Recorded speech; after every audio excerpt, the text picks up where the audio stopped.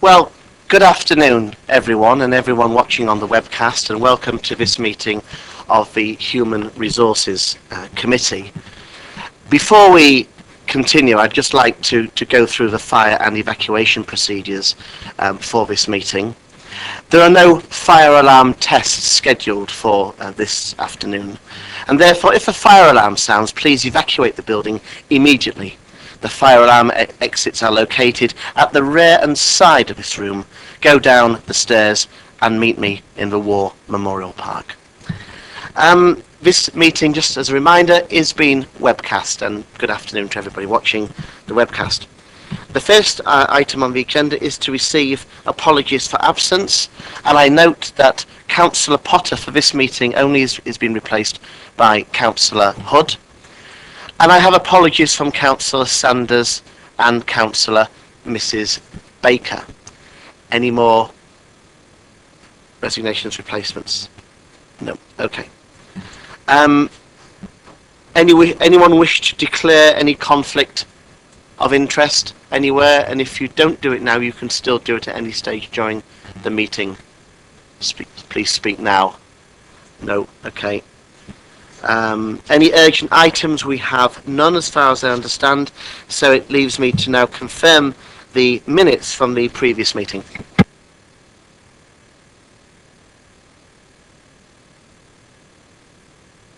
I hope I don't have to say this again. My name is Leek, not Leeks, and I get very cross every time there is a mistake. I really do ask officers to try and make sure they realise who I am. I'm sure that will be duly noted. Thank you.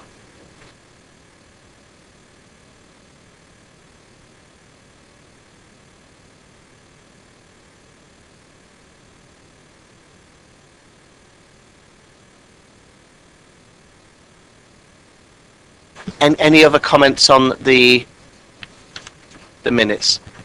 In that case, can I propose from the chair that we accept those? Can I have a seconder, please? Councillor Eyre, thank you. Is that all agreed? Thank you.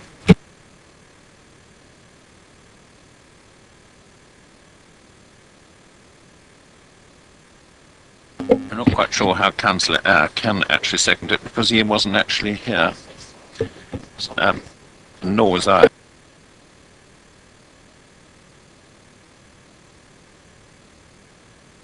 Councillor Marks to second those.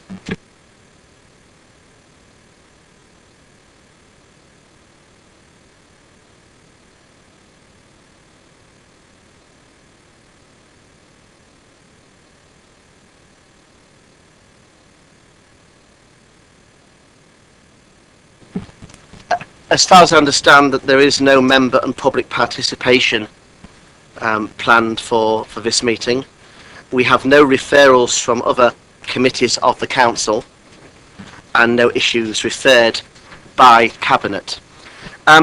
If I may, and if it's in agreement with the committee, due to operational reasons, I would like to bring forth paper D first.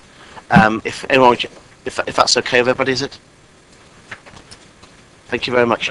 Yes. That doesn't seem to be terribly wise because it means we can't actually discuss it because there's a pink paper attached to it, and therefore we would have to ask people to leave the room before we could debate it. But while I note that, I wouldn't expect that people would need to directly refer to the paper. If they do, we will obviously let people leave the room, and that will take a few minutes to do. I'm hoping that in discussing and approving or accepting this paper, we don't actually need to refer to the paper, so it may not be an issue. And also, Philip Hood needs to get away and get on with other things, which is why, in the first place, we brought this forward. Councillor Leek. I'm going to ask a question on the paper, sir. That is fine, and if you wish to go into specifics, obviously we will declare and go into closed session as per the Local Government Act. Unfortunately, as I say, Philip Hood needs to be somewhere, and I'd rather have him here presenting it now than than not at all. In doing this, can I please respectfully remind members that the appendix to this report is a super pink, and I assume everyone understands the implication of that. Thank you very much. Over to Philip Hood. Thank you, Chair. Thank you, Committee.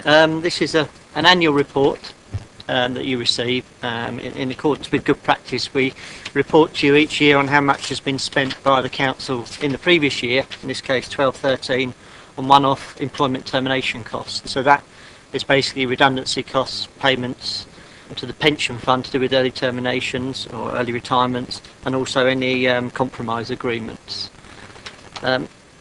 As you'll see from the report, the total amount that was spent during last year was £436,700. A large figure, but that is offset by savings which the Council's made as a result of the changes there. The typical payback period for the costs is between 6 months and a year, or 1 year and 3 months. So the amount of savings that we're making is significantly outweighing the one-off costs that we're talking about here. All the payments that have been made are in accordance with the policies that were agreed by this committee. And as you'll see from the confidential appendix, there's a list there of all the different people and how much they received in these different payments, or was paid to the county's pension fund. I don't think there's anything more that I've got to add. Welcome any questions. Okay, Philip, thank you very much for that. Really, I'll leave it open now. Questions or comments? Councillor Marks. Could you please put it in context of the preceding and the next year, where you think it will be, just to give us a bit of guidance on this? I'll give you the figure from last year, if I can just find the report. The equivalent figure last year was £587,100. That was the total that we paid out in termination costs in 11-12. I couldn't say what the figure is going to be for the coming year, but we're not doing any more big efficiency reviews, which obviously were going on in the past, so I expect that it would be lower. I could give you previous years if you want them, but is that okay? Councillor Goddison. Thank you, Chair. I'm just interested, those people who accept or are encouraged to accept early retirement or voluntary redundancy, is it normal for some, because I am aware of one case, which of course I won't name, is it normal for them to be re-employed on a consultancy basis quite soon after they've been stood down?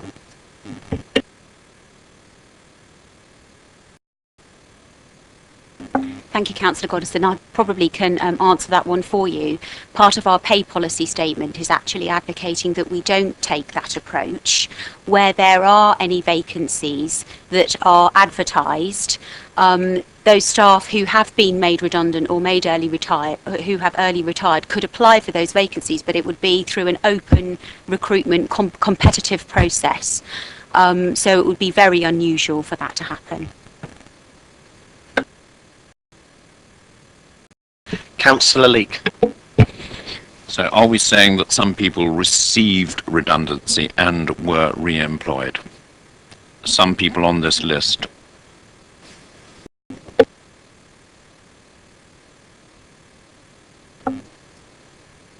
In this case, no, there have not been. I'm just double checking on the list, but I'm pretty confident that there is no one on this list that has been re-employed.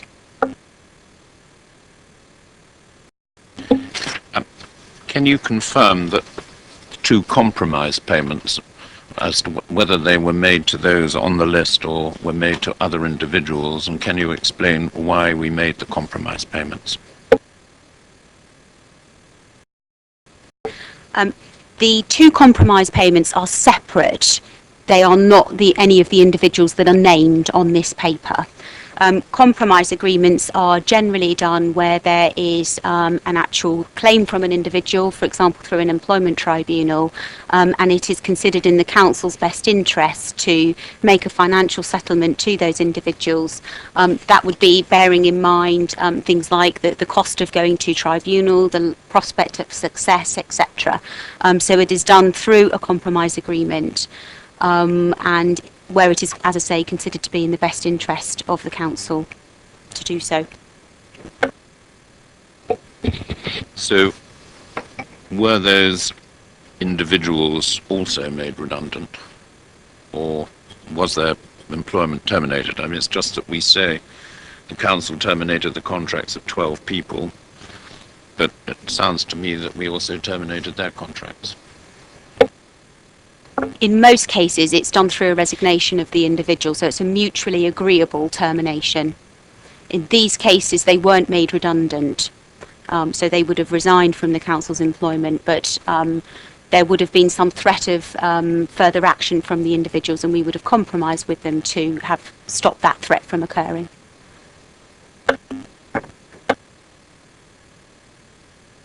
Councillor Eyre. Thank you, Chair. If I can just continue on the theme of the compromise payments, can we just get a feel for how there have been 2 compromise payments in this last year? How does that compare with previous years? Are we making frequent use of compromise payments? Is it going up, down, whatever?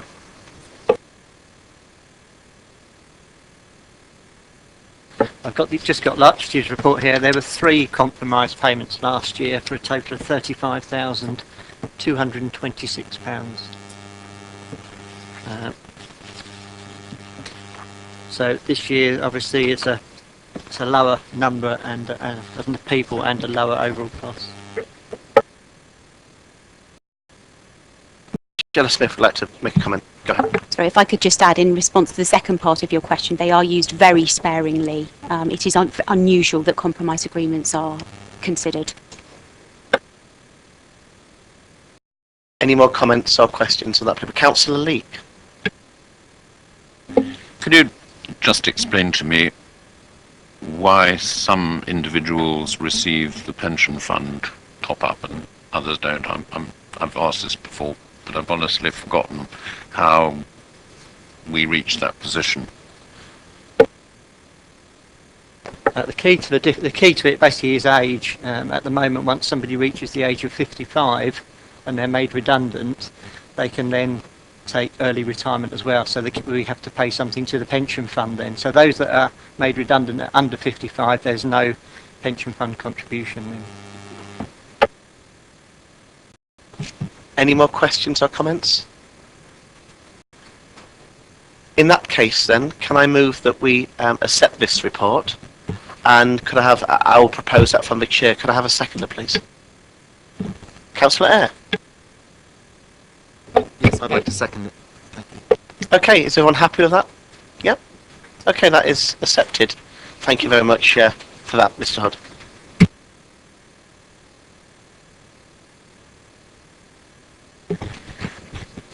The next paper on the agenda is the Human Resources Annual Review and Organisational Management Issues Report. And to present that, Shella Smith, our Head of Service for Human Resources. Thank you, Chair, and thank you, members. In accordance with this committee's terms of reference, we produce this report for you every 6 months, and it is intended to bring you up to date with key performance and management information with regard to the Council's workforce. This report covers the whole of the last financial year, 2012 to 13. In addition, it also provides information to demonstrate progress against the 5 priorities in the People Strategy, which was agreed by HR Committee in September last year. The 5 priorities deal with leadership development, skills development, organisational development, recruitment and retention, and health and well-being. And for each of those areas, we've provided you with an update to show the progress made, and we've also given some information about future developments in those areas. Appendix 1 to this report details performance and management information in respect of the Council's workforce, and this information has been adapted over time to include information requested by members of this committee. With regards sickness absence, which is one of the key issues covered within this report, the figure for this year shows that overall absence has reduced compared to the last 2 years, which is a positive indicator.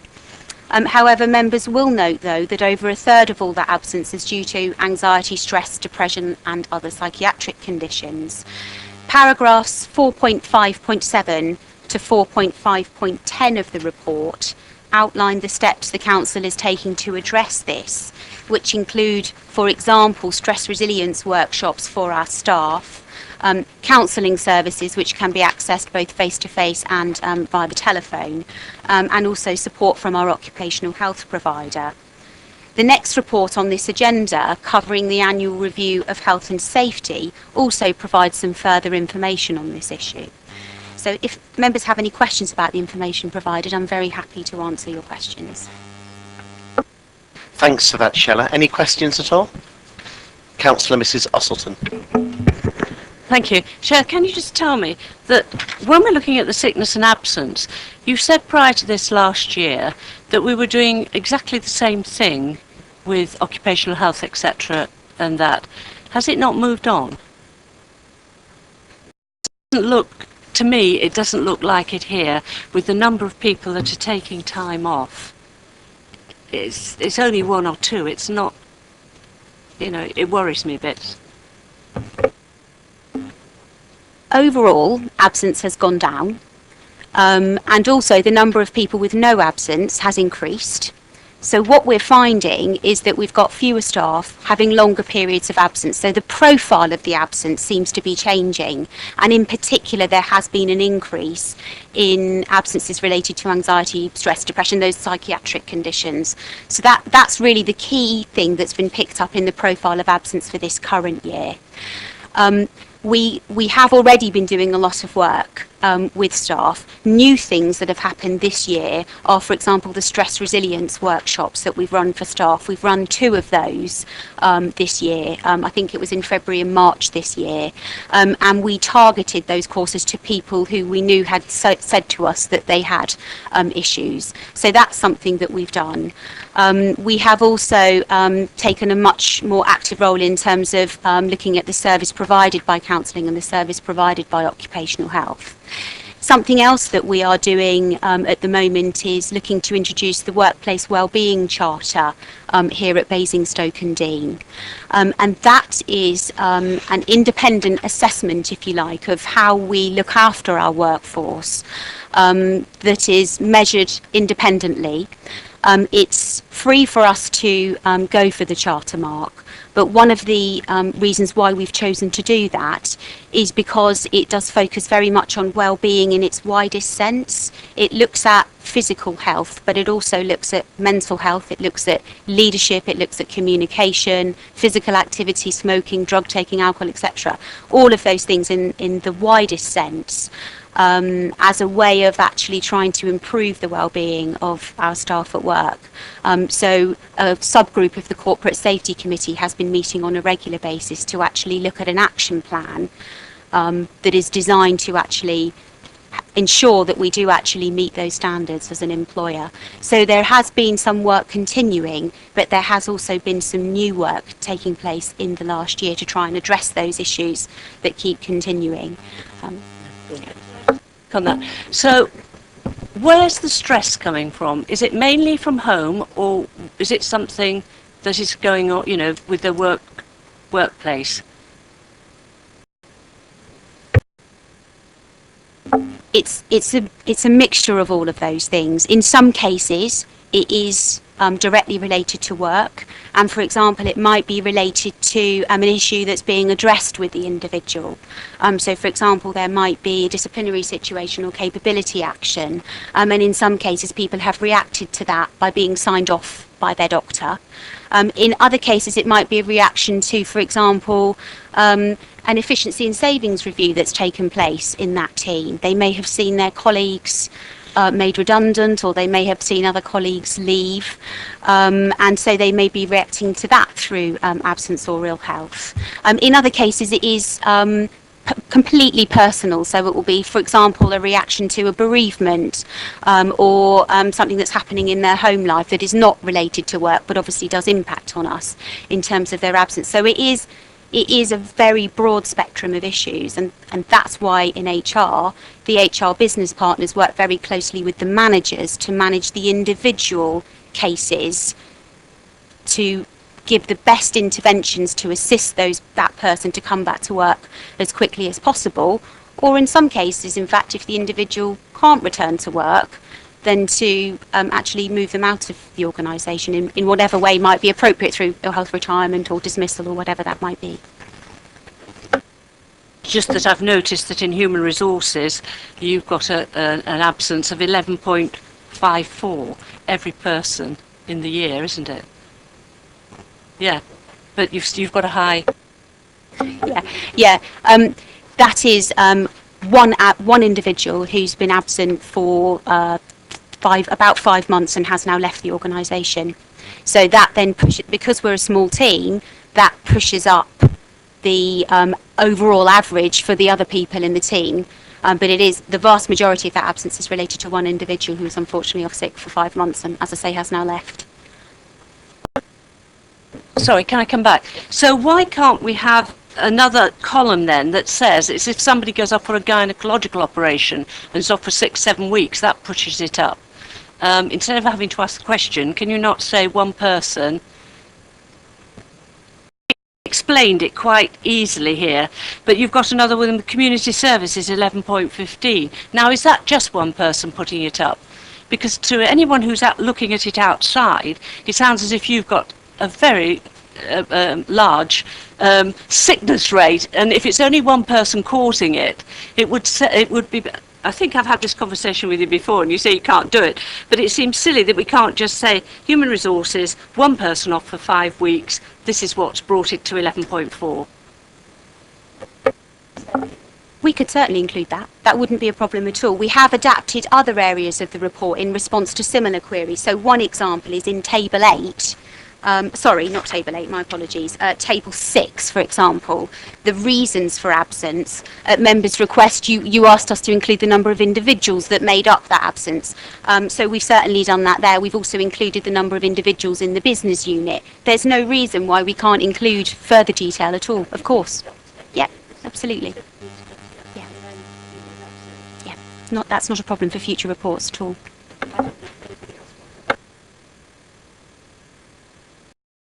I think as a general point, if you have one person who is absent for a very long time, that one person is going to severely skew this data.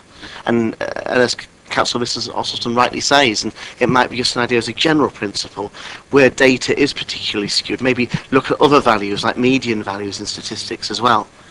Because just as you say, just one person can actually...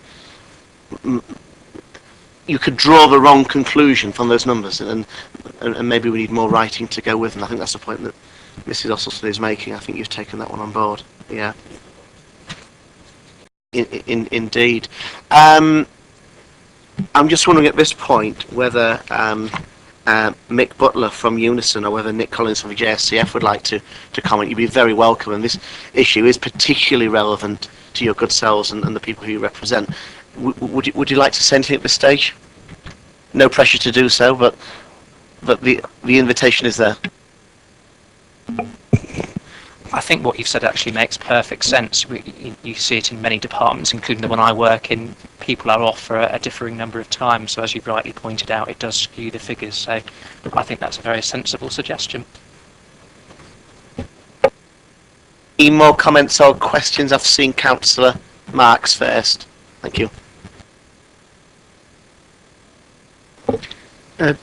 Thank you. I've got grave concerns about these figures. I know there's quite a lot of data here, but unless I've missed it, it's not actually explaining the people that are suffering from the depression and anxiety. Are they people who are on the end of a telephone? Are they people who are doing face-to-face with the public, face-to-face with councillors? I would actually like to know which area is causing the biggest problem. It could be people who are sitting in front of a computer all day and don't even speak to anybody. I don't know. Because when we've got that information, we can then go and look at our interview technique. Because something is wrong. We're not addressing it. As far as I can see, none of this is addressing what we've got wrong. Either our interview technique is wrong and we're getting the wrong people for the wrong jobs. But until we know more details of where the people are going problems with, and I don't think this report actually, yes, there's a lot of detail here, but I would like to know where these people are from. And then we can look at our interview technique and perhaps get that correct, because there's obviously a problem, and it's an ongoing problem, and it has not been resolved. Because if we were actually a private company looking at this, we would hit into your department and shred it and start it again. But this has gone on for several years now, and I do accept you're trying to make effort, and I do accept you are trying to improve it. But to me, it is totally unacceptable. Michelle Smith, please. Yeah, if I may, we do have all of that information. We in HR work with line managers very closely in terms of how they manage the absence for the members of their team, for the members of their staff who are off sick. I accept that HR play a great role in terms of actually doing something about these figures, but I also think that there is a key role for our managers to play in terms of reducing absence, because they are the ones that know their staff, and they know those individuals who will be, for example, the ones that will always come in and probably should come in when they shouldn't, which is just as much of a problem, and those individuals who perhaps take off a little bit longer than they should. So we are working very closely with managers in the organisation, and we've held a series of workshops recently with managers at the highest level and with the next tier of managers down very recently, to work with them to see what support they need from us as a team in order to do something about this sickness absence.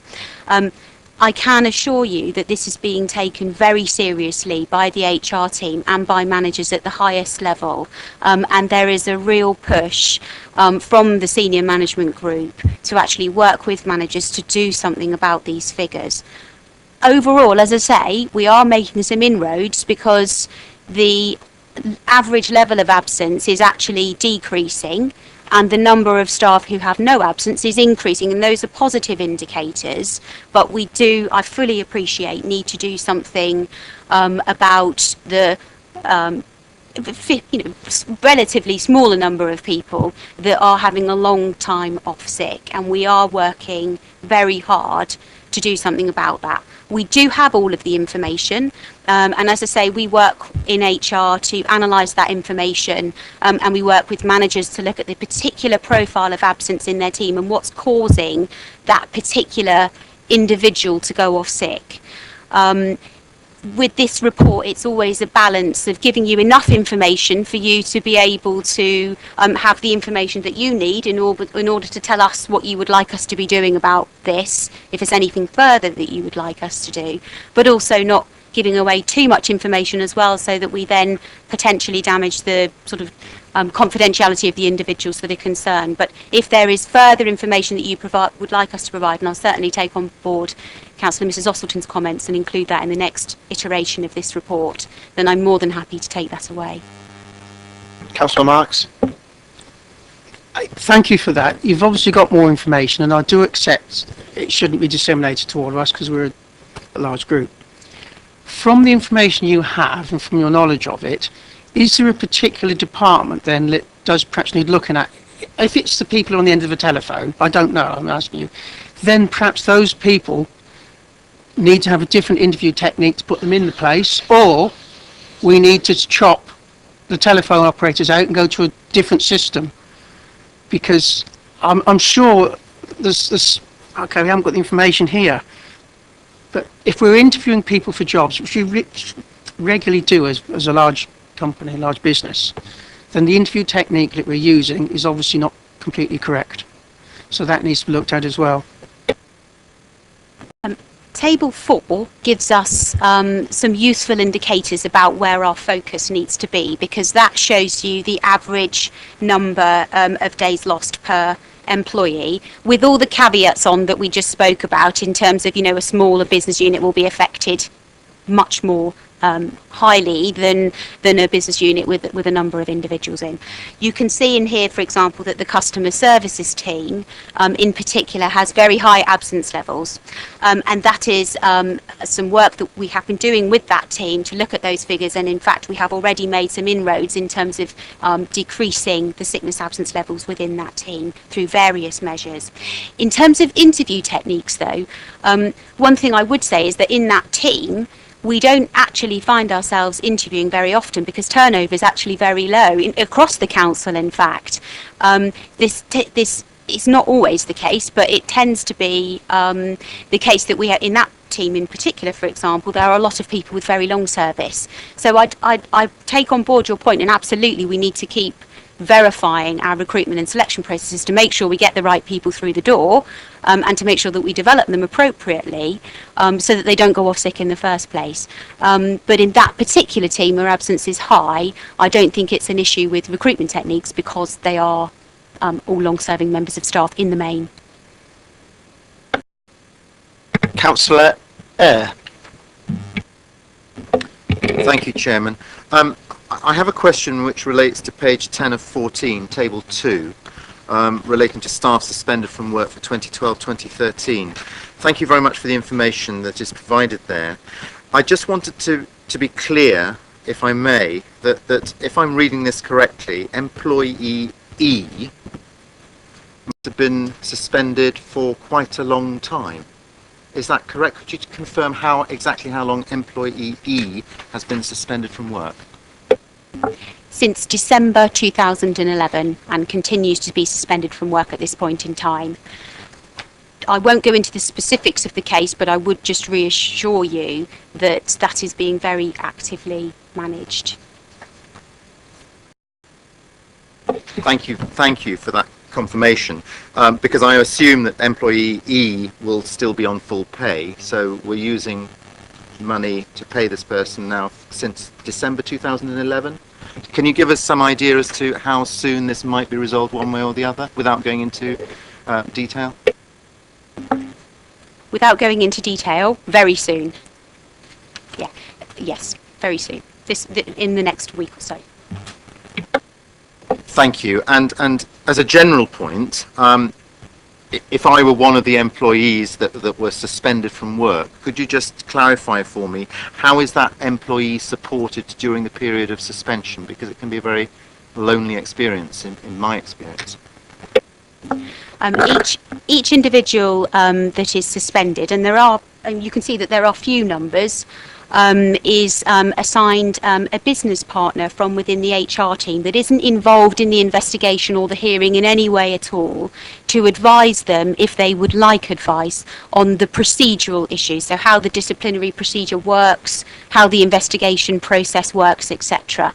If they are a member of a union, we would always as well strongly encourage them to seek support from their union representative. And in addition, they are able to contact their line manager, and the line manager will maintain contact with them wherever appropriate during their suspension. But I appreciate your point. It can be a lonely place to be, and that's why we have those support mechanisms in place. Is that okay, Councillor Eyre? Yeah, I have another question. No. If is it on the same subject? Just go on anyway. Thank you very much. It's paragraph 411, page 4 of 16.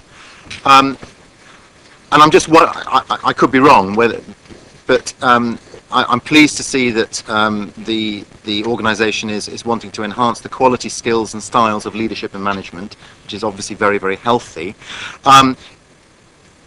In terms of styles of leadership and management, again, in my experience, that sometimes you can get certain styles that are very dominant and others that need to be improved, perhaps, or enhanced. Is that the case with our organisation at the moment in terms of the senior leadership team? Are you able to elaborate further on what particular styles of leadership and management are being enhanced?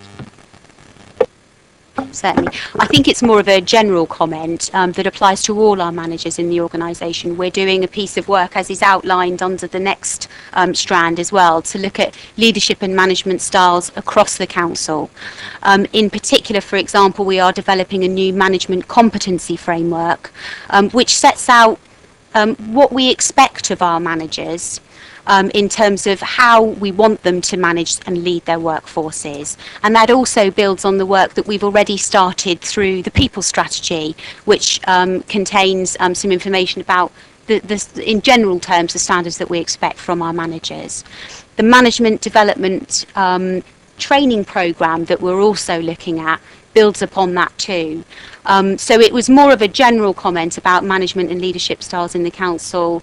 I think we need to be more consistent in terms of the approach that's taken, and also be clearer with our managers what we expect of them as managers and how they will be performance managed in terms of their role. And that's really the focus that we're working on at the moment. Thank you very much for that. I'm just sort of coming back to Councillor Marx's concerns, and I'm just wondering whether, if this works, would we be right to assume that therefore that would have a positive impact on the features that, for example, Councillor Marx is showing genuine concern about? Yeah, I would very much hope so, because one of the key things that we need to get clearer in the competency framework, for example, is accountability and responsibility for example, managing sickness absence. And probably there are issues around communication and engagement with staff that are bound to impact on sickness absence levels. And if we can get those management and leadership styles improved where they need to be, then I think that will have a positive impact on sickness absence levels and levels of morale, etc. Thank you, Councillor Eyre. Councillor Leek, you have some comments and questions. I do. I just want to comment on, well, like Sheila's comments actually. Para 1.2 sets out the aim of the people strategy, which is to have the right people in the right job with the right skills.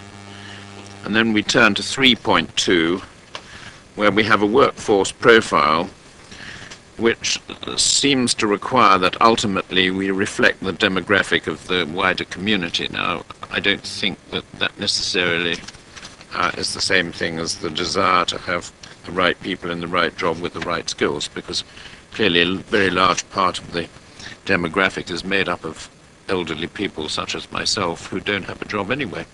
So this seems to be a sort of aspiration that you can't achieve, and I can't see why we have it. It just seems to be trying to be politically correct, and I don't think that's a good idea. I'd much rather we have the strategy of having the right people in the right places and the right skills than trying to reflect the demographic of the area. Is that a fair comment? Sheila? You're right, Councillor Leek, it is an aspirational statement, and in terms of the most important thing when we are recruiting someone, we are looking for people with the right skills and qualities to do the job. If we also then are representative of the wider demographic of the borough in terms of the working age population of the borough, which I think is probably a comment that we need to add in, then that would be helpful too. But of course, it's fair to say that there is no retirement age anymore, so that people could continue to work beyond the age of 65 now. And indeed, we are finding that some of our workforce are staying on until they are older as well. So we also, as part of our corporate equality scheme, do have an aspiration to have a diverse workforce that does reflect as far as possible the wider demographic of the borough.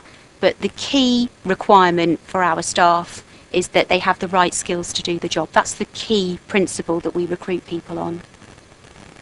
Thank you. I hope we record that that is the key rather than the profile. Okay. My second question relates to 4.4.6, and I'd like, I think, the second paragraph, or second sentence, sorry. A tax-free cycle scheme has been devised for staff to access, access what? And then it says mileage rates for passengers to encourage car sharers have been agreed. to whom is that payment made, and what were they going to access?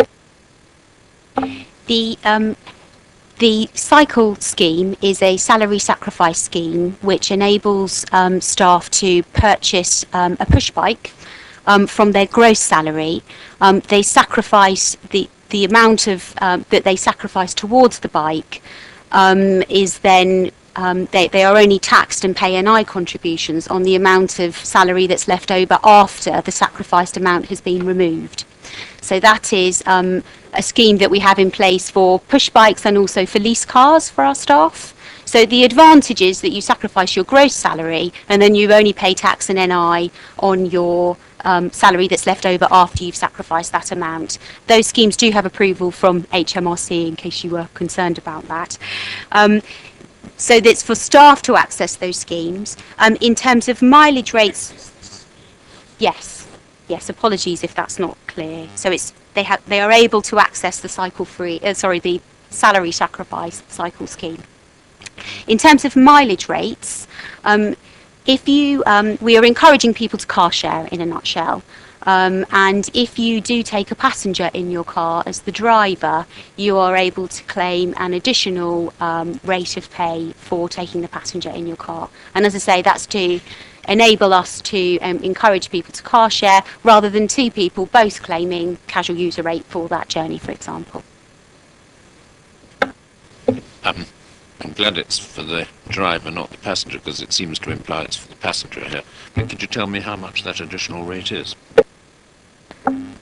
I believe it's 10 pence a mile. Yeah, I'm pretty sure it's 10 pence per mile. But if it's okay with members, I can just double check that for you and email you all after the committee. So just for clarity, this 10p mile, this is only for essential and casual business miles, isn't it? It's not for car sharing coming into work, is it? No, absolutely not. No, it's if you're doing a business journey for work purposes. So it's not you can claim it for bringing people into work. We have other schemes in place where we try and encourage people to car share, but there's no financial incentive for them to do that. There are parking places, for example, that are available to people that car share, but there's no financial incentive for bringing people into work. Your home to work journey is you get here under your own steam. Do you think that could be made clear in here? So if this is, well, in the minutes or something, because I do think it's important that when people see this document, they really understand what it means. So it would be helpful if we can maybe do that. On 4.5, I think I've dealt with that one. No, 4.5.2, and this is going back to the levels of absence, sickness absence. I mean, we appear to be, well, 9.57, and even in the average for the public sector is 7.9. I mean, we have been way above the private sector for donkey's years, but we're still above the public sector, and that isn't just a recent phenomenon. That's been the position since I've been on this committee, which is probably 10 years on and off. So we don't really seem to be cracking it, is what I'm saying. I do accept that, Councillor Leake. I think it is heading in the right direction, but far more needs to be done to improve on these sickness absence figures, and please be assured that that message is being taken forward through our senior management team, through HR, and this is one of the key activities for the HR team in terms of our action plan for this year ahead. Finally, on table 7, I found it a little surprising that the labour turnover rate had actually gone up, because normally in a recession people stick rather more firmly to their jobs, and I was just wondering if there is an explanation for the increase. Yeah, if you look at the table below, table 8, you can see that there were 68 people that left in 2011-12 and 74 people that left in 2012-13. So in reality, it's 6 more people than left last year. So it's not a huge increase. You can see that there were more redundancies in 2012-13. So that reflects the end of the efficiency and savings review programmes, for example. A few of those redundancies occurred in the last year. And also we had more people leaving on the basis of their age. So under the local government pension scheme, you can retire at aged 60, any time from age 60 if you're in the LGPS. And what we have found in the last year is that you can see there were 2 age retirements in the previous year, and this year there were 10. So I think those are the key reasons why turnover has increased this year. That's probably all my questions, probably as a result of my misunderstanding of what labour turnover meant. I thought we were talking about the replacement of people who have left, whereas we appear to be talking about those who've been made redundant who hopefully haven't been replaced, and those who've retired. Now, well, I suppose the retirements do come within the labour turnover, but the redundancies shouldn't. If you see what I mean.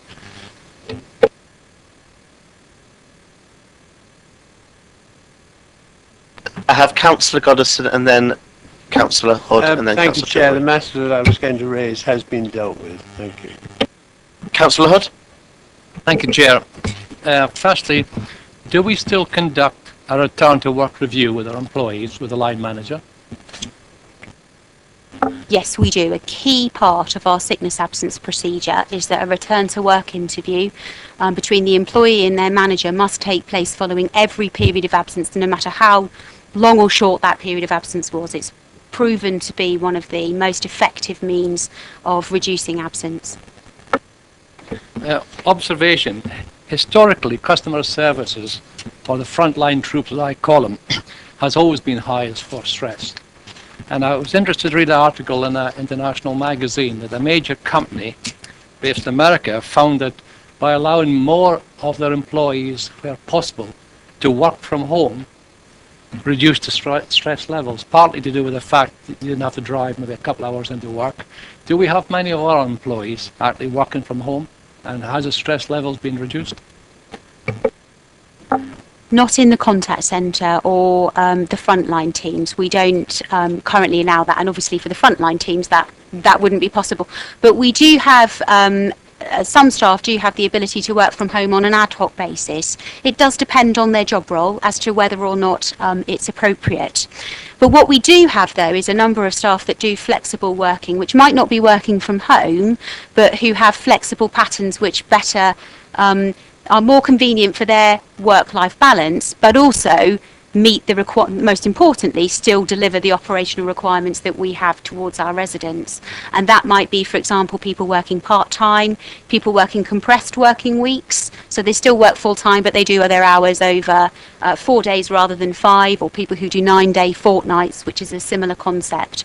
So there are a lot of staff in the organisation work flexibly. Okay, Councillor Tilbury. Oh, thank you, Chair. Yes, Chair. If you go back to page 9 of 16, 4.5.8, it says that the total number of days lost to anxiety, stress, depression has increased by 29%, but the actual number is actually reduced. But if you look at the figures in the two tables, if you go back to 2011-12, well, I mean, it isn't in one heading there. And the later one it is. I mean, if I had depression, anxiety, and work-related stress, I get about 1,100 there. Whereas that's now suggesting it's nearer 1,700 in this year. Well, that's nearly a 50% increase. Well, like 40 something, I think, working out in my head. But also the number of individuals. This year it's now 43, and if I add those two together, it comes to 23. So those numbers don't seem to tie up. Could you clarify that? Yes, certainly, Councillor Tilbury. What you've got in Table 6A is just the top 10 reasons for absence during the last year. There are other reasons for absence underneath this table, and some of those, one which springs to mind, for example, is stress caused by personal reasons. So we have included, in terms of comparing against these figures in this table in 6A, we have included everything that had a stress or anxiety, psychiatric type element in it. So there are other reasons for absence that aren't included on this table in 6A because you've only got the top 10 reasons. one is to come back with something I've raised before at full council a while back. I can find the page, I guess, earlier on 4.43, about it talks about benchmarking, where we say we want to keep 82% of our posts at the council are at the upper quartile level, which is the aspiration set in the pay policy, which I think we've always accepted and agreed with there. But I mean, I've raised the point going back to when we had the transfer of the staff to Hart for the waste care there. One of the arguments for sending them to Hart or to giving the work to Hart was they were cheaper to employ in Hart, so over the long term we would save money, which seems to be going against the principles of our pay policy. So although any individual, I can't remember which any did go, but because it was a 2p transfer, they stay on the same paying conditions, but generally because the wages at Hart were lower levels for those jobs, over the longer term we would save money because Hart were doing the work, which seems to go, in effect we're pricing our own staff out of their jobs by setting a pay policy which sets a higher aspiration, which of course I think we support, but if we then use the argument that actually it's cheaper if we employ them at Hart, which seems a bit perverse to me. So I thought we could sort of, and hopefully we're not going to do that in the future, but that was the outcome of that, and that was only just end of 2010, that transfer. Yeah, it is always something that's very tricky, and it's one of the things that I know this committee does grapple with when setting the pay policy. The aspiration to be in the upper quartile level for pay and benefits has been in place since, I believe, 2005. So it's something that this council has actively made a decision that it wants to pay its directly employed workforce well. And we do that because we believe that by paying staff well, it is one way that we can contribute to delivering good services to residents. That's the reason why I believe you as a committee made that decision. But yes, it is always a tricky one.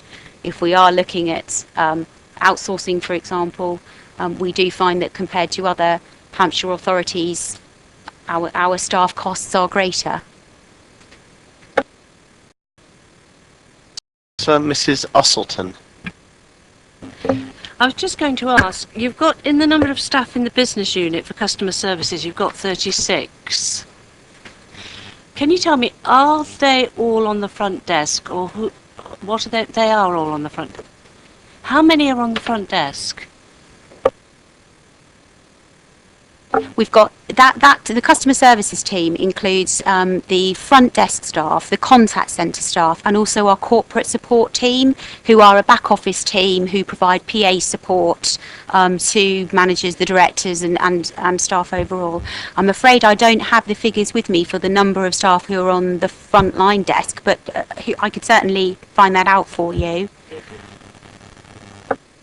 Okay. It would just be useful with customer service if you could break it down into the three, because it's all three. Because I was just thinking, people who sit on that customer front desk, are they made? Do they sit there for 5 hours, 4 hours, 3 hours? That's something would be interesting, because they have to put up with an awful lot of rudeness. Because I've heard it, sitting there, and to sit there for 5 hours, and people's expectations these days are quite strong, and maybe. Could you do flexible hours? I don't know what you do, but flexi, 2 hours on, 2 hours off or something, that they're not getting the full pelt to the general public. And I think it's probably going to get worse. Actually, that's one of the issues that we're pulling out from the next report that's being presented to you. You'll notice that actually incidents of violence at work, which could be abuse, verbal abuse, have increased hugely, and a large percentage of the people that are on the receiving end of that are our frontline staff on the reception. We are finding that more and more. We have recently undertaken a review of that function, and actually at the moment we have contact centre advisors who are on the telephone, and then the frontline staff who are on the reception. We are actually looking at a piece of work to make those teams multi-skilled in future, so that they do get a bit of a balance in terms of they're not always on the front desk having to deal with angry customers. So hopefully that will go some way towards achieving that as well, and they are of course afforded proper rest breaks, etc. Any further questions or comments? Okay, is committee happy to note that report? If I could just have a proposer. Yep. Councillor Mrs. Osselton, the seconder? Yep. Councillor League, and that's all agreed, yes? Noted, thank you very much. That brings us to paper C. Thank you. This is an annual report, Corporate Health, Safety and Wellness Report, and it's that time of the year again. And to present that, Mr. Paul Beaumont. Thank you, Chair, and thank you, fellow committee members. The report that I present today to the committee is an annual report, as you say. It details the current health and safety standards of the Council, the progress that I, my colleagues and the Corporate Health and Safety Wellbeing Committee have achieved in the last 12 months. I can confirm that throughout the Council's operations, the health and safety approach taken at Basingstoke Dean is a sensible management approach. That's an approach that Councillor Sanders wanted us to have in place, and we've had it now in place for nearly 2 years. We have systems and procedures to prevent serious injury and ill health, whether those activities are performed by our employees or by our contracting partners and agents. At the heart of our approach, we have the implementation of the Council's risk assessments, our very own corporate health and safety wellbeing policy that my colleague Scheller has commented a couple of times. These elements alone are key components to ensure that we have safe working environments for our employees and for others who come onto our premises. The public events that we provide here at Basingstoke are a pretty good example of that interface. Health and safety is taken seriously, Chair, in this council. I'm delighted to say it's seen and used as a part of the solution here rather than seen as an obstruction to our working lives. The tender evaluation process that Councillor Tilbury commented about the joint waste was a very good successful manoeuvre, and one that the Health and Safety Executive inspected in 2011, and they actually complimented us on how we procured and how we selected a contract that was robust and had good systems in place. I can confirm that that remains positive today. I've mentioned the Council's current position in this report. I have produced statistical data at the instance of the rear end of the report. Most of the incidents that are here are minor, other than the violence at work incidents that my colleague Scheller has also commented about. Or the incidents that happen here, we do learn from. We have sub-working groups of violence at work. We have now a new sub-working safety committee for the operations team, who do take the brunt of a great deal of the abuse and some of the violence in the environment. We've made a big investment in training of managers and training of staff. They're now achieving national accreditation for what's called IOSH, the Institute of Occupational Safety and Health. We now have a projected action plan in this report, and that's demonstrative to the senior management team here and to the Corporate Health and Safety Wellbeing team. I would like this committee to note the contents of the report, the work that we're trying to achieve, and the journey of continuous improvement that we're here to make. And I would welcome any questions that you have. Thank you for that one, Paul, for being concise as always. Councillor Goodison. Thank you, Chair. I'm just interested in 6.1.2, frontline staff regularly experience verbal abuse, and then it goes on to say warning signage that abusive and violent behaviour will not be tolerated. What actually does "will not be tolerated" mean? What happens if when there is a case of violent abuse? Sorry. Like most public-facing bodies now and doctor surgeries, we've made it very abundantly clear that we will not accept any insulting, offensive behaviour, sexual harassment and sexual undertones. The process we have here, again, we have staff that monitor that situation. We have staff that are prepared and about to be trained in SIA training, that we can physically remove those people. We have a tremendous working relationship with the police. The police have actually been on site with us on occasions to equally monitor that process. We have taken individuals to court, and we've actually had those people convicted as well. We're very serious about how we protect our staff, but equally, can you imagine the community that are also in Parklands, reception counter, at the same time, that not only are we abused at times, but so are other fellow members of the public.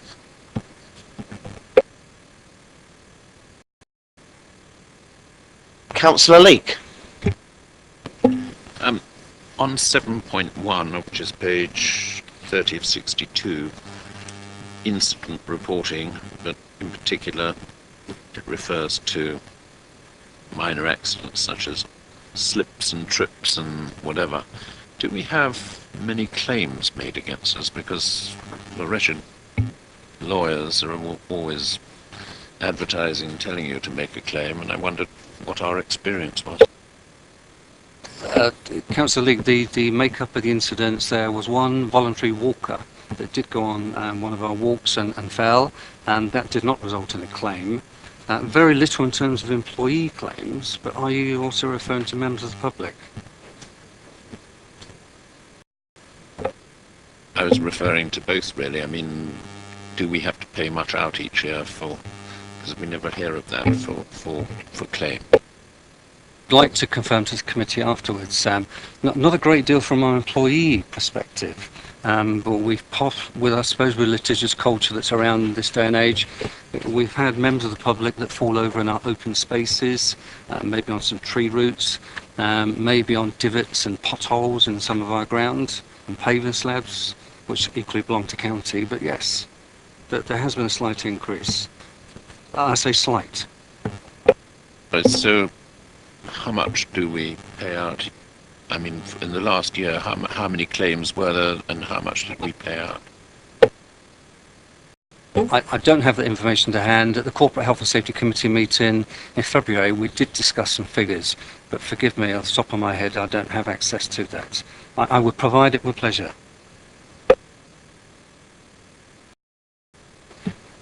Any more comments or questions at all on this? Councillor Hood. Interested in listening to your report, and you spoke about your staff, but staff training. And I think it's essential that we do train staff, because quite often you find that individual would be able to defuse a situation, while someone else who is not trained can inflame it. So what sort of training do you do for your staff who are in conflict perhaps with the general public? We currently do provide, again from very credited authorities, some of these instructors are ex-Metropolitan Police. We provide the psychology first, in terms of understanding people behaviour, how to present yourself, and how you could also try to diffuse that situation. We have an organisation that provides managing conflicts, dealing with aggression. We've had breakaway skills, and we're now, as I commented, we're now looking at the SIA training, where we will have a very small handful of our staff that will have the ability and accreditation and justification to actually hold somebody until the police arrive.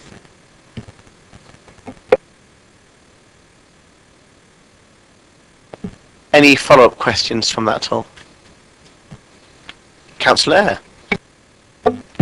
Yes, really, just following the issue of these poor staff who are having to deal with very abusive members of the public. Where we were saying that in the report that some people have had their details entered on potentially violent persons system.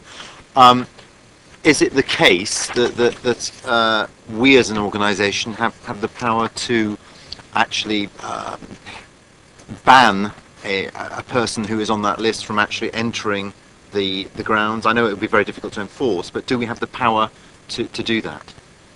I can categorically state that yes, we do, and in fact that's the current situation as we speak. There are certain members of staff that are forgive me, certain members of the community that will only be allowed to telephone us. That's in consultation with a data protection officer. We've gone through the Information Commissioner's office, we've had dialogue with the police, and we're very justified in taking those actions. Thank you. Quick one from me, from the Chair, Philip. You did mention the SIA, and as you mentioned SIA accreditation, can you just outline for the rest of everyone exactly what accreditation it is that you want the staff to go for? Because there are different levels of accreditation that SIA offer. Will they actually, as a result of the training, be card-carrying SIA holders, and which card will they have? Only but a couple of weeks ago I was talking to Hampshire Police, and as yet, who are probably going to provide the training to us, as yet I've asked that exact question: what level of training will we provide our staff? It would be probably just I can't foresee that it's going to be door supervisor standard. It's going to be a little bit less than that. But again, I can confirm that to this committee with pleasure. But SIA, there's various strands, and we are going to be advised by the Hampshire Police. Okay, thanks for that one. I think Councillor Luke wanted to make some points regarding the report. Well, I hope we can go through this report because there are things in it with which I disagree. So would it be helpful if I start that process? Go ahead, Councillor. I mean, these are not disagreement, these are mere comments on typos, but on page 36 of 62, in the box, in the third line, it says environment to its employees. I think that should mean environment for its employees. And similarly in the next little bullet point, to provide a forum for consultation rather not of consultation, but more importantly, I have to say on page 40 of 62, the 1, 2, 3, 4, 5, 6 bullet point, there's a word there called presentism or something. Presenteeism, whatever it is. What does it mean? Presenteeism? Yes, never heard of it. Can I answer that one? I'll have a go, and Shall correct me, but my understanding of presenteeism is a culture where it matters more being visible and physically in the office, and people are managed by the hours that they physically put in the office rather than the actual outcomes that they achieve. That's my understanding, but I'm sure Shadow Smith will correct me if I'm wrong.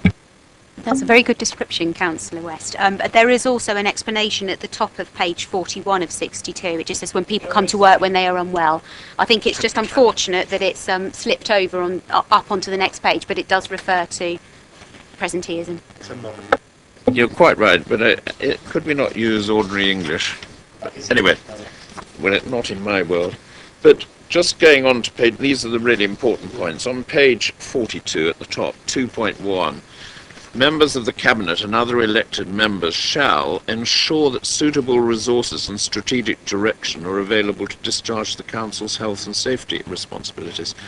I don't think that the members of the Cabinet, nor indeed elected members, have the ability to do that. I believe that is the role of the head of paid service. And we can comment on it, but I don't think we can ensure that the suitable resource is there because we haven't got the ability to provide that resource. The resource comes through the head of paid service. I'll come back if you want to comment. Shella, do you want to answer that one? Would it help if it just said ensure that the strategic direction of the Council's health and safety responsibilities, or something along? It's the resources bit that is. I appreciate what you're saying, that members don't have influence over resources. That you're quite right. That is for the head of paid service to do. So perhaps if the committee is agreeable, we could reword that paragraph to remove any reference to resources and just make it more around the strategic direction. There is an appropriate strategic direction or something legally compliant, something like that. Something along those lines would be helpful, but we certainly are not in a position to provide the resource.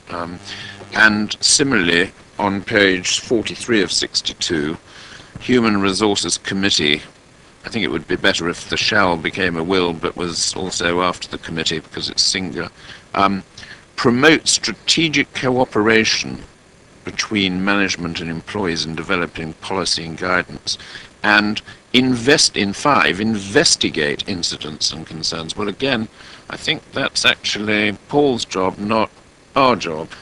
So I think we need to read this a little more carefully and make sure that our role is understood. I mean, we are not running this place. We're merely commenting, monitoring, or whatever. We're not involved in the management. I'm sure we all agree on that, do we not, members? Yes, indeed. I actually see this committee dynamic. I see that this committee actually does provide a great deal of scrutiny by myself, by the safety committee, by the management team. So I believe that here you are strategically working alongside us, cooperating with us. You're expecting to see good quality policy, guidance material. You do look at our accident data, and you do question us on the makeup of those accident patterns and accident trends, which I think is credulous for this committee. Well, you see, if you take 4, it says monitor the safety performance. If you wanted to make 5 monitor the investigation of incidents and concerns, that's different. But we don't actually have a management role. And all we can do is to receive reports and comment on them. And the whole of that section should reflect our position, in my view. I may be wrong, others may disagree with me, but I'm just going to finish my bit, if I may. And again, heads in the next box, heads of service shall, in the second one, provide resources necessary. Well, the heads of service, again, I think it's within the gift of the head of paid service to provide the resource. The heads of service may be able to budget for it. I think it's just a slightly loose word, actually, and not making it clear who is the ultimate boss, and that is the chief executive. If I could just come back on that last point, in terms of resources, I think that is really referring to the business units would be undertaking their own risk assessments. And that would be a management function to do. So it's the resources necessary to undertake the risk assessment. But in terms of the corporate health and safety support, that does come from Paul, which, as you say, is provided by the head of paid service, ultimately. As I said, I think it just needs a little more carefully drafting so that it is clear as to what the role of each individual or a member is. And certainly in the case of members, it's not to do the job itself. And then I'm still somewhat bemused by the fact that where we contract out a service, we then have to investigate the health and safety record of that company. It seems to me that that's not our responsibility. Once you've contracted something out, it is the responsibility of the company to which you have contracted out the service to do what it has to do in law. Well, that's actually incorrect. The contracted out services are our partners, and they're actually undertaking, their council's undertaking. Section 3, Section 4 of the Health and Safety Work Act actually requires us as the client to actually monitor that progress, scrutinise that procurement, and to ensure that the standards replicated by those contractors are exactly the standards expected of this authority. If that's the law, I respect it, but I disagree with it. Thanks. And moving on to the next box over the page, where it says the head of resources shall be responsible for a raft of things. Well, the head of resources is actually an accountant, so I find it rather difficult that he's got to have all these skills as an engineer rather than to fulfill his role as head of finance and everything else. It does seem to me, when it comes down to he's responsible for sanitation and cleaning regimes, it does seem to be just going a little too far for the head of resources. And I mean, he might be responsible through somebody else for these services, but not directly, and it implies it's direct. You're quite right, Kevin doesn't personally clean the building and so on, but it is, though, property and facilities management is within the resources business unit, so that is why it is ultimately under Kevin's remit. But perhaps if members were agreeable, we could add some wording to just say through other staff in terms of his actual responsibilities there, just to make it clearer that it's not the head of resources who's actually providing it. He's just overall responsible. He is ultimately responsible for ensuring that those things are in place. Before we go any further with this one, I just really want to take some advice from Charlotte and from Bernadette, because we are under a new minuting regime, and I'm just becoming conscious of the fact that Councillor Lick has made some very valid comments regarding for example, 2.4 on page 43 of 62. Now, if these are going to be modified in a certain way, we have to abide by the protocol and do this in the correct way. And what I'm going to do is just basically check with Shella and Bernadette to make sure that what we end up with is something meaningful, which can A, be minuted, and B, obviously affect the final document when it comes to its conclusion. I mean, others may disagree with me anyway, so I've just put forward my views, and if others disagree, then maybe they should comment as soon as possible. Which is precisely why that before we can go about actually making any material changes to this, that it will actually have to be put to the committee and it will have to be agreed by the committee itself.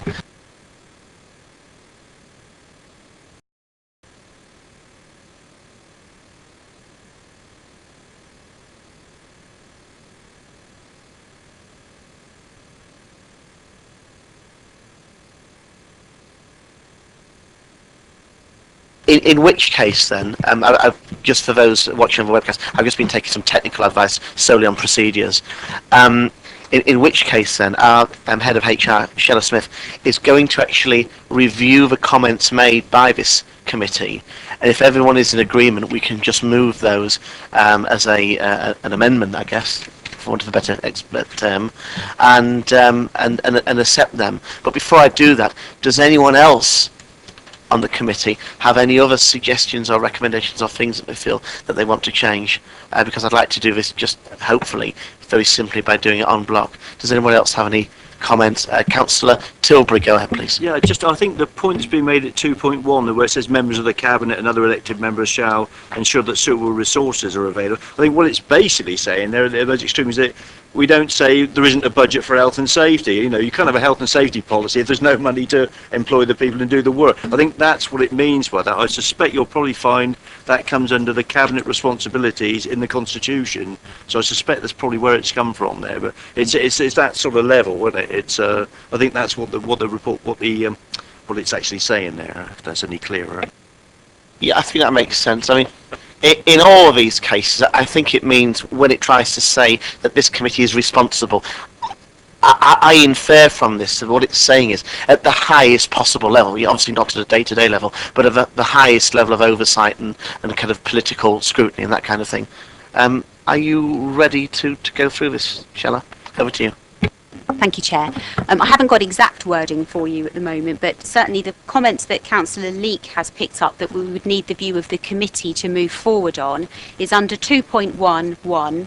I think it's the word suitable resources that seems to be causing difficulty. So if we can reword the sentence to remove reference to suitable resources, but just make the sentiment so that it says that you are responsible for ensuring that the strategic direction is set so that the council discharges its health and safety responsibilities in an appropriate way.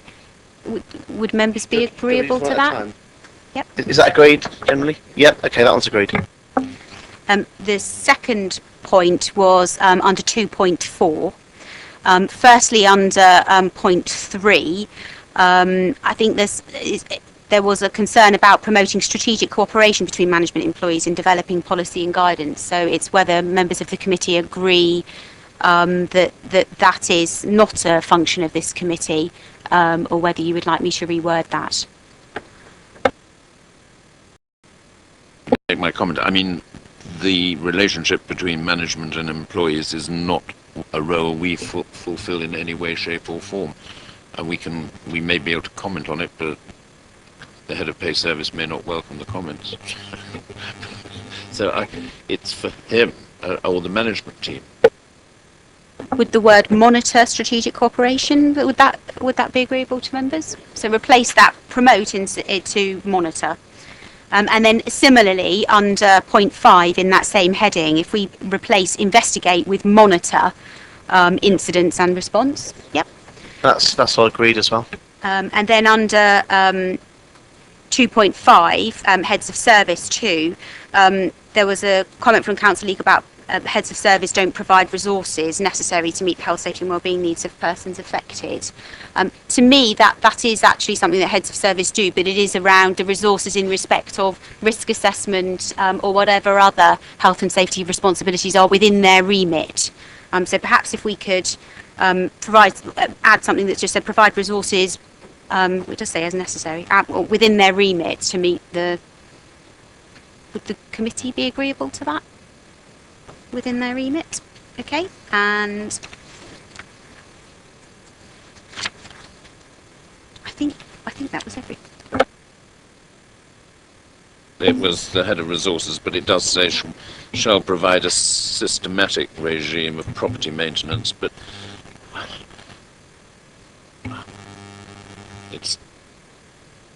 it was just the list was not quite within the role of the head of resources. But I hear what you say, but I mean, it's up to him really, isn't it, I suppose? If it helps, he has seen this and agreed, or certainly hasn't given us any comments that he's unhappy with it, so thank you. Okay, just really formally to do this, to make it done properly, I will move all of those on block from the chair. Do I have a seconder? Councillor Miss Eachus. Thank you very much. Everyone agreed? That is all agreed, thank you. Right, do we have any other comments or points to make across the scope of the entire report? Anyone at all? No? Okay. Can I therefore turn your attention to the very front of paper C, page 1 of 10, paragraph 2, items 2.1, 2.2 and 2.3. Would the committee be happy just to, there's 3 recommendations, just to take those on block? No? You'd like to do them separately, would you? Okay. Councillor Lee wants to do them separately. Okay. I'm proposing from the chair then that we take 2.1, 2.2 and 2.3 in so much that we agree to note this. Is that all? I'll propose that. Do we have a seconder? Councillor Miss Eachus again. Okay, all agreed? Fantastic. That brings us to the end of that item and to the end of the meeting. Thank you all very much for your contributions and being so concise.